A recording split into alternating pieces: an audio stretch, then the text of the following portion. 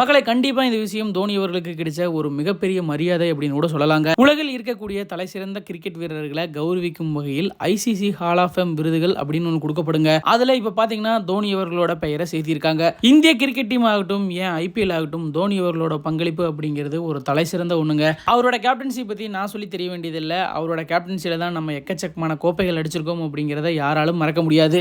ICC hall of fame விருதுகளில் இதுவரைக்கும் இந்தியாவிலேருந்து 10 பேர் வாங்கியிருக்காங்க. தோனி அவர்கள் இப்போ 11வது ஆளாக இதை வாங்குறாரு. இந்த வருஷம் தோனி அவர்கள் கூட சேர்ந்து மொத்தமாக 7 பேர் இந்த விருதை வாங்கியிருக்காங்க. வாங்கின எல்லாருமே பார்த்தீங்கன்னா கிரிக்கெட் வரலாற்றில் தனக்கான ஒரு இடத்தை பதிச்சுட்டு போனவங்க தான். வாங்கின எல்லாருமே ஒவ்வொரு விதத்திலையும் நம்மளுக்கு ஃபேவரட்டான ஒரு ஆட்களாக தாங்க இருக்காங்க. கண்டிப்பாக இது ஒரு சூப்பரான நியூஸ் அப்படின்னு நினைக்கிறேன். தோனி அவர்களுக்கு கிடைச்சதுக்கு இப்போ எக்கச்சக்கமான கிரிக்கெட்டர்ஸ் எல்லாம் வாழ்த்து தெரிவிச்சுட்டு வந்துட்டு இருக்காங்க. தோனி அவர்களுக்கு பெருமை சேர்க்கிற விதமாக எக்கச்சக்கமான விஷயங்கள் நடந்திருக்கு. அவருக்கு ஒரு நல்ல ஃபேர்வெல் இல்லை அப்படிங்கிறதா நம்மளுக்கும் வருத்தமா இருக்கு. அதுவும் நடந்துருச்சுன்னா கண்டிப்பா எல்லாத்து மத்தியிலுமே ரொம்ப ஹாப்பியா தான் இருக்கும்.